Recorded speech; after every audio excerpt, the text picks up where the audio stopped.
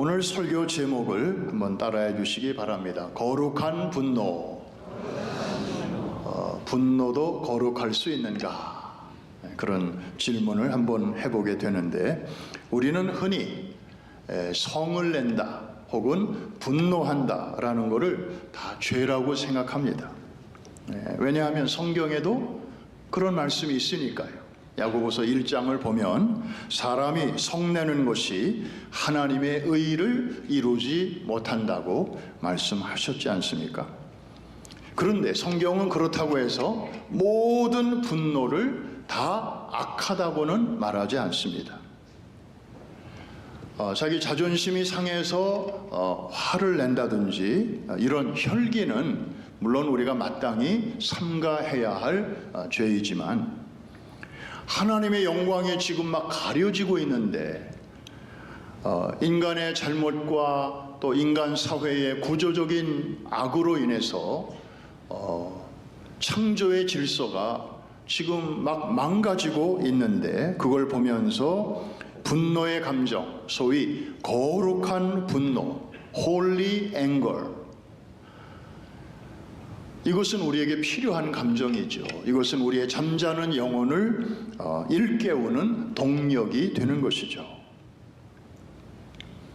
그래서 오늘 본문을 통해서 이 거룩한 분노가 단순히 화를 내는 것으로 끝나지 않고 어떻게 하면 복음을 전하는 선교적 삶으로 승화시킬 수 있는지, 과연 그게 가능한지, 또 그런 사례가 있는지를 우리가 확인해 보려고 하는 것입니다. 자, 사진 한 장 먼저 보실까요? 바울이 그리스의 아테네에 도착해서 지금 거기에 있는 철학자들에게 이제 설교하고 있는 그런 장면을, 그 당시에는 사진기가 물론 없었으니까 누군가가 이렇게 그림을 그렸습니다. 저 산 위에는 그들이 섬기는 신들을 모셔놓은 신전들이 저렇게 웅장하게 서 있고요. 그리고 그 철학자들 앉아있는 그 뒤쪽에는 무슨 아레오바고 언덕 같은데, 여기에는 그들이 섬기는 300개가 넘는 우상 중에 하나가 저렇게 우뚝 서 있습니다. 바울은 이 유럽에 와서 이제 빌립보를 거쳐 데살로니가를 거쳐 베레아를 거쳐 그리고 아데네까지 내려왔는데, 그 아데네의 예술과 철학에 한 번도 감탄한 적이 없습니다. 오히려 그는 성에 가득한 우상들을 보는 순간 격분했다 그랬습니다. 이 격분은 헬라어로 파록시네토라는 단어를 쓰는데요, 이거는 심장이 격렬하게 떨릴 정도로 분노하는 것을 의미합니다. 여러분, 화 많이 났을 때 속이 막 떨려 보셨습니까? 바로 이제 그런 것입니다. 그럴 수밖에 없는 게요, 바울은요, 하나님이 마땅히 받으셔야 할 영광을 지금 돌덩이들이, 돌멩이들이, 우상들이 가로채고 있는 이 현실을 보면서 바울은 울분을 토하지 않을 수가 없었던 것이죠. 일반적인 분노는 되게 파괴적입니다. 분노를 누구에게 이렇게 쏟아내잖아요. 그러면 상대방은 상처를 받습니다. 그런데 이 거룩한 분노, holy anger는 그렇지 않습니다. 오히려 그 결과가 생산적입니다. 바울을 한번 보십시오. 바울은 지금 화가 잔뜩 나지 않았습니까? 근데 그렇다고 해서 우상을 부수거나 거기다 페인트 칠하거나 그리고 우상을 섬기는 사람과 멱살 잡고 싸우지 않았습니다. 지금 사도 바울은요, 화가 적당히 난 게 아닙니다. 심장이 부르르 떨릴 정도로 화가 났지만 그는 어떻게 했는지 한번 보십시오. 자, 회당에 들어가서 유대인들을 만나서 당연히 복음을 전했고요. 그 다음에 장터, 이 아고라라고 하는 이 장터에 나와 사람들이 많이 쏟아져 나오는 곳 아닙니까? 거기서 만나는 사람들과 변론했습니다. 다시 말해서 이 분노의 에너지를 복음을 잘 설명하고 상대방에게 설득하는 그런 선교적 행동으로 이것을 바꾼 것이죠. 우리가 오늘 붙잡아야 할 관전 포인트가 바로 이것입니다. 한번 따라해 주실까요? 분노의 에너지를 선교적 삶으로 승화시켰다. 그래야 될 줄로 믿으시면 아멘 하십시다. 자, 바울이 아테네에서 이렇게 한 결과는 어떻게 됐나요? 수치만 보면 그다지 성공적이지는 않아 보입니다. 다른 지역에서는 막 믿는 자들의 숫자가 제법 많았고 또 교회들이 세워졌잖아요. 아테네에서는 교회가 세워졌다는 말이 없습니다. 소수의 사람들이 믿었을 뿐입니다.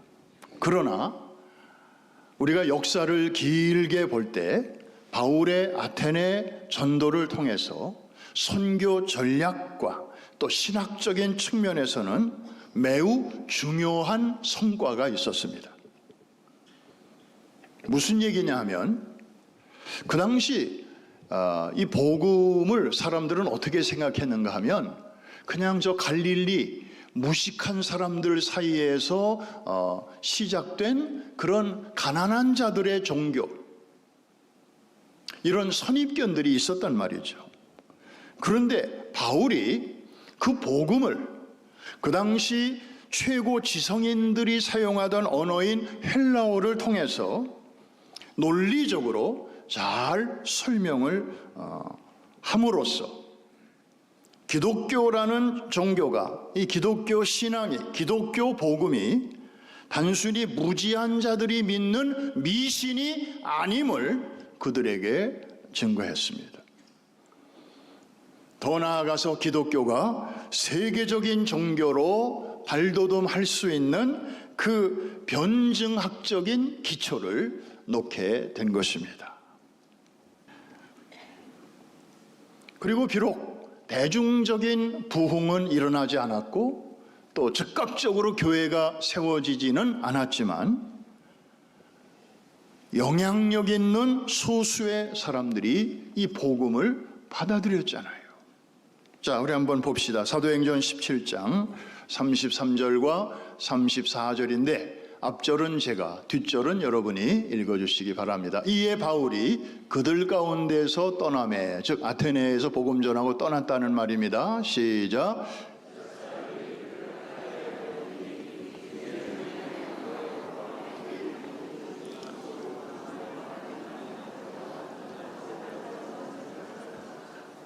자, 거기 디오누시오라는 사람이 나옵니다. 아레오바고 관리라고 나오는데 이 사람은 고위직 판사님이었습니다. 아주 영향력이 있는 사람이죠. 그가 회심했다고 하는 것은 한 사람의 회심이 아니죠.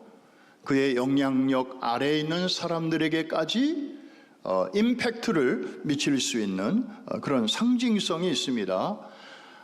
그렇지 않아도 성경에는 없지만 성경 바깥에 흘러내려오는 전승에 의하면 이 디오누시오라는 사람은 아테네에 나중에 교회들이 세워지는데 여러 교회들을 감독하는 비숍, 첫 번째 비숍이 되었다고 합니다. 디오누시오. 아테네에 갔더니 그 사람의 이름이 거기에 이렇게 새겨져 있어서 아주 반가웠습니다. 이 사도행전을 기록한 누가는 메디컬 닥터이면서 또 역사학자였거든요.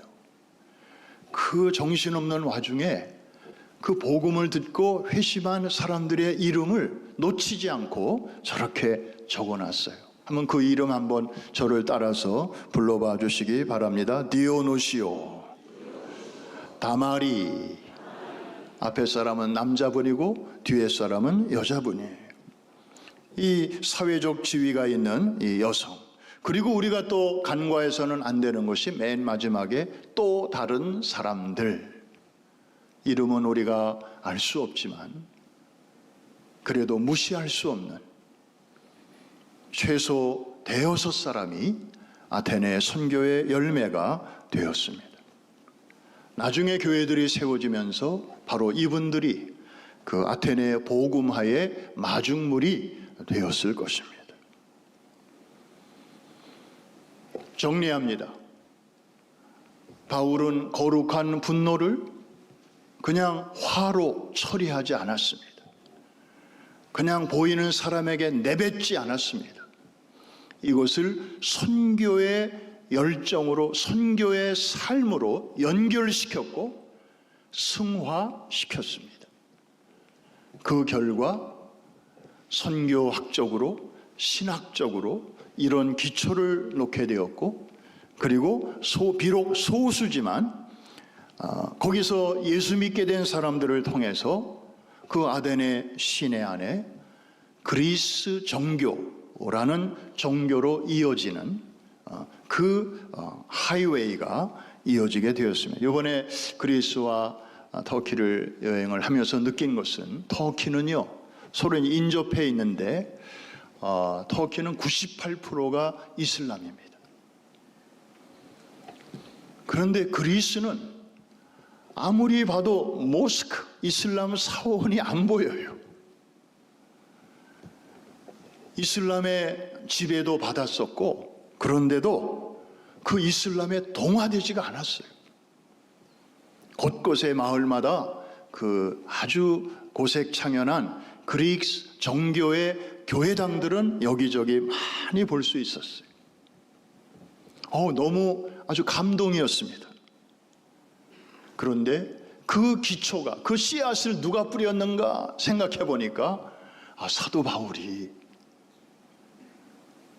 그때 그 격분했을 때 그 사람들에게 그들이 알아들을 수 있는 언어와 논리로 복음을 설명을 했기 때문이었습니다.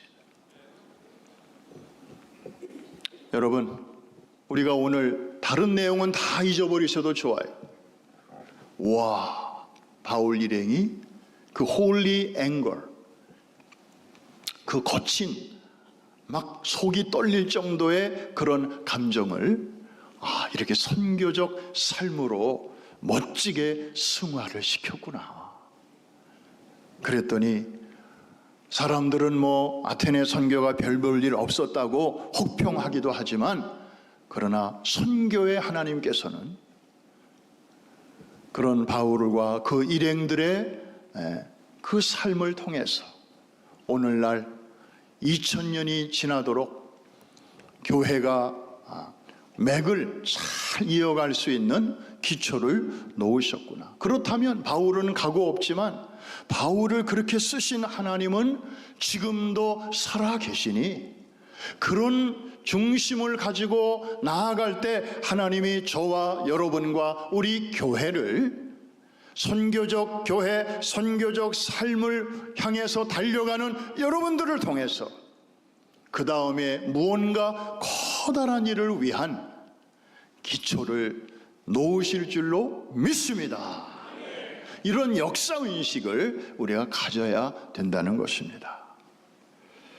이제 무대를 우리 뉴욕으로 한번 옮겨 보십시다. 저는 지난 30년간 뉴욕에서 목회하면서 많은 기쁜 소식을 접했습니다. 그 중에 한 가지는 우리 이민 가정에서 자라난 우리 한인 자녀들이 정말 아이비 리그 대학을 포함한 유수한 명문 대학들이 몰려 있는 뉴 잉글랜드, 이 미 동부의 원하는 대학에 합격했다는 소식을 들을 때입니다. 그런데 이어서 들은 우울한 소식 중에 하나는 그들이 대학 입학한 첫 해에 그 잘 나가던 교회를 안 나가는 자녀들의 비율이 70%에 달한다는 그런 통계.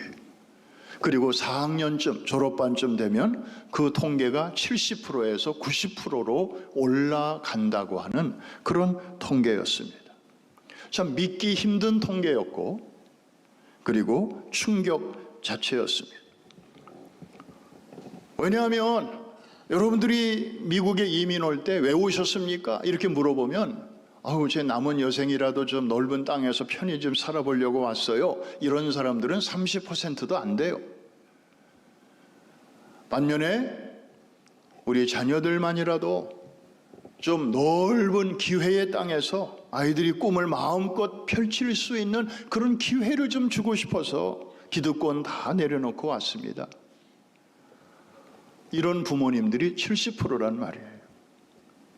여러분, 한국은 지금 유치원에 의대 진학반이 막 생겨요. 유치원 애들이 의대 가서 뭐하는, 애들이 뭘 알겠어요. 얼마나 경쟁이 치열하면 그 어린 나이에 그런 경쟁 사회에서 뚫고 나와야 뭔가 성공한다고 하는 이 답답한 구조. 그래서 우리 자녀들 때문에 오신 분들이 그렇게 많지 않습니까? 그런데 한번 생각해 보세요. 그래서 여기서 아이를 낳으면 가정은 가정대로 이 아이를 신앙적으로 잘 키우려고 얼마나 부모님들이 애를 씁니까?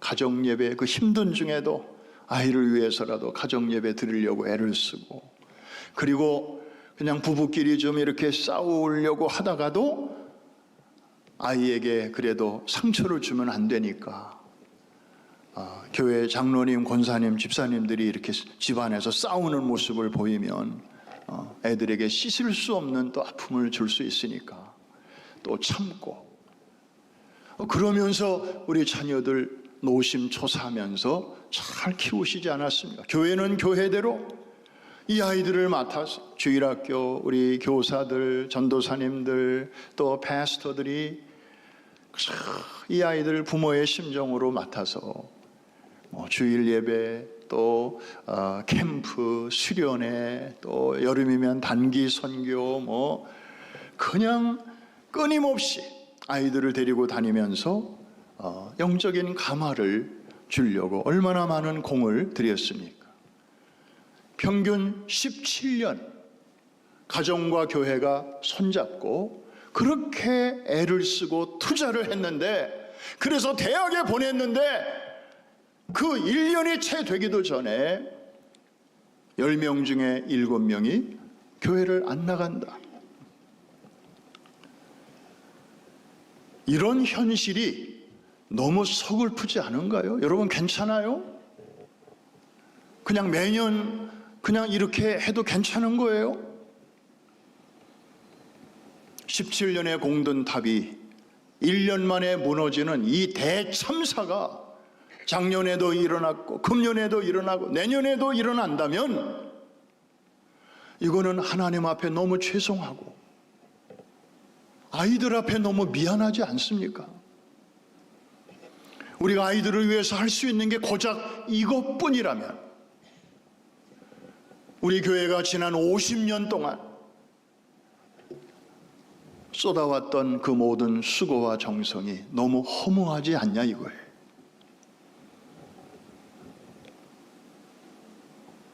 이런 일을 보고도 거룩한 분노, 홀리 앵거의 감정이 일어나지 않는다면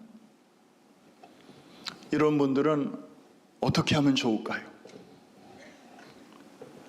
어디로 보내면 좋을까요? 뭘 어디예요? 병원 가야죠. 이게 정상이 아니죠. 어떻게 해서든지 이런 대참사가 더 이상 반복되지 않도록 막아야 하지 않겠습니까? 제가 그려 안 그려 이렇게 물어볼 테니까 그때는 아멘 하지 마시고 그려 이렇게 대답하시면 됩니다. 이런 대참사가 과거에는 그렇다 손 치더라도 우리가 이제 이걸 알았으니까 특단의 대책을 마련해서 더 이상 반복되지 않도록 해야 되지 않겠습니까? 그려 안 그려?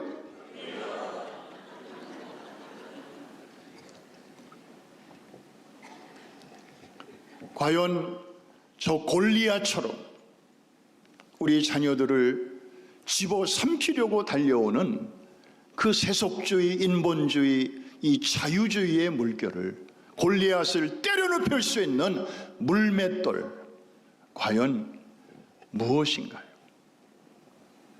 어디에 있나요?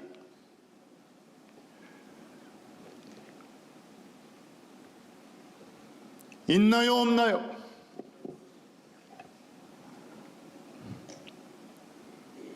한번 따라합시다. 있다. 있습니다. 찾았습니다. 그런데 그 물맷돌은 결코 멀리 있지 않습니다. 그리고 새로운 것도 아니고 불가능한 것도 아닙니다. 다만 우리가 선택과 집중의 원칙을 제대로 사용하지 못했을 뿐입니다. 그 물맷돌은 바로 이것입니다. 예수 그리스도를 알되 부모의 하나님이 아닌 나의 하나님으로, 가정이라는 둥지를 떠나기 전에, 교회라는 울타리를 떠나 대학으로 가기 전에 누가 나를 이 세상에 보내셨으며 내 인생의 참 주인이 누구이신가를 제대로 발견하고 그분을 나의 주, 나의 하나님으로 고백하는 체험을 가질 수 있도록 도와주는 것입니다. 부모의 하나님 가지고는 역부족입니다. 야야야야, 일단은 좋은 대학에 우선 가는 게 중요하니까 10학년, 11학년, 12학년 때는 교회 좀 적당히 나가. 수련회 가지 마. 좋은 성적 내야 좋은 대학 가잖아. 큰일 납니다. 아니, 12학년 때까지 그렇게 최선을 다해서 보내도 70%가 그렇게 흔들흔들 하는데 그 중요한 시기를 그렇게 해서 보내면 결과는 뻔하지 않습니까? 대학을 들어간 다음에 신앙생활 제대로 하면 되지 않아? 천만의 말씀. Too late. 무슨 일이 있어도 고등학교 졸업하기 전에 이 문제를 해결해야 합니다. 다른 행사, 다른 프로그램을 줄여서라도 이거 하나만큼은 분명히 해서 캠퍼스로 보내야 할 줄로 믿습니다. 그래서 교회는 결정했습니다. 팬데믹 때 잠시 중단되었던 우리 청소년 영성 수련회를, 유스 에클레시아를 다시 시작하기로. 그게 바로 다음 달입니다. 4월 9일부터 11일까지. 어른들은 나흘 하지만 청소년들은 3일 합니다. 아이고, 청소년들 그 수련회 비슷한 거 아니야? 그 교육부 행사잖아. 우리가 잘 이렇게 서포트하면 되지. 여러분, 그렇게 생각하시면 안 됩니다. 여러분, 몇 년 전에 전직 대통령 부인이 펴낸 책 이름 중에 이런 책 제목이 있었습니다. It takes a village to raise a child. 마을에서 한 아이를 제대로 키우려면 온 동네가 동원돼야 된다.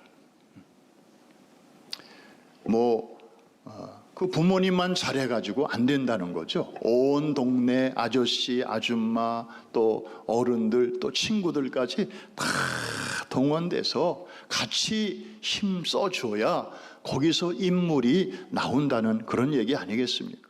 우리 자녀들이 캠퍼스에 가서 오히려 그곳을 변화시키는 하나님의 도구로 쓰임받게 될 줄로 믿습니다. 그리고 우리 청소년들이 그렇게 은혜 받으면요, 그 다음에는 이제 키즈 에클레시아를 섬기는 또 도우미가 돼요. 저는요, 여러분과 함께 이런 꿈을 꿉니다. 이미 이런 이야기가 가끔씩 들려오고 있습니다마는 이제는 여기저기서 다음과 같은 이런 이야기가 들려오는 꿈 말입니다. 야야야야, 프라미스 교회는 말이야, 다음 세대에 목을 거는 교회로 잘 알려져 있는데 거기만 가면 아이들이 하나님을 만난다더라. 지금 아멘 하신 분들의 가정과 자녀손들에게 그대로 이루어질지어다. 그러니까 타이밍이 중요해요. 아까는 소리가 요만했는데 한 번 더 할 때는 이렇게 커지는 거는, 다시 한번 하겠습니다. 프라미스 교회만 가면 아이들이 살아계신 하나님을 만난다더라. 아이들이 부모의 소원을 이루어드리는 그런 아이들이 아니라 하나님의 꿈, 하나님의 소원을 이루어드리는 그런 꿈과 비전을 가진다더라. 그래서 부모가 공부해라 뭐 잔소리하지 않아도 아이들이 지가 알아서 내가 왜 공부해야 되지, 왜 대학 가야 되지, 왜 좋은 직장을 가져야 되지, 왜 돈을 벌어야 되지, 그 번 돈을 어떻게 써야 되지, 그런 것에 대한 그 멀쩡한 생각을 갖춰가지고 부모가 잔소리 안 해도 된다더라. 지금 아멘한 분들에게 그대로 이루어지기를 축복합니다. 지금은 말고 조금 전에 했어야지. 그리고 그 교회만 가면 아이들이 성령을 받고 성품이 달라지더라. 우리 아이가 달라졌어요. 뭐 금쪽 같은 무슨 그 프로그램에서만, 그거는 애들이 그냥 전문가들의 그 훈련에 의해서 조금 달라질 수는 있지만 성령으로 새로워질 때 신의 성품, 하나님께 속한 새로운 성품으로 변화를 받아 하나님의 꿈이 나의 비전이 되고 예수님의 성품이 우리 자녀들의 인격이 되고, 할렐루야, 성령님의 권능이 우리 삶의 능력이 되는 그런 아름다운 열매들이 여러분들의 삶을 통해 또 우리 자녀들의 삶 속에서 풍성하게 나타나게 될 줄로 믿습니다. 우리는 이런 꿈을 꿉니다. 여러분 같이 기도해 주시기를 바랍니다. 반드시 그대로 이루어질 줄로 믿습니다. 왜냐하면 이거는 우리의 어떤 사리사욕을 위한 그런 꿈이 아니잖아요. 정말 하나님을 위하고, 그리고 이민 사회를 위하고, 세속화되어가는 대학 사회를 정말 거기에 하나님의 나라가 임하시게 만들 수 있는 거룩한 꿈이고, 무엇보다도 우리 안에 지금 가득한 이 거룩한 분노를 정말 선교적인 그런 삶으로 연결시키려는 그런 우리의 몸부림이기 때문에 하나님께서 기쁘게 받으시고 또 축복해 주실 줄로 믿습니다. 마칩니다. 무언가 뜻 있는 일을 해낸 사람들은 한결같이 공통점이 있는데 그 속에 거룩한 분노를 지닌 사람들이었습니다. 이게 없는 사람들은요, 그냥 평범한 삶을 살다가 갔습니다. 그런데 이것이 있는 사람들을 통해 역사는 계속해서 발전되어 왔습니다. 이 거룩한 분노로부터 세상을 변화시키는 엄청난 에너지가 나옵니다. 그런데 많은 사람들은 이 분노의 에너지를 그저 사람에게 쏟아내는 것으로 풀어보려고 합니다. 그렇게 한들 후련하지도 않을 뿐더러 또 상대방은 상대방대로 늘 상처를 받습니다. 부부끼리도 상처를 받고 부모와 자녀 사이에도 상처를 주고받고 목장 안에서도 서로 상처를 주고받고. 여러분, 우리는 살아가면서 분노를 그 감정에서 자유로울 수는 없습니다. 누구에게나 다 그런 게 있습니다. 그런데 오늘부터 여러분들이 그런 감정이 일어날 때마다 이 한 가지를 기억하시기를 바랍니다.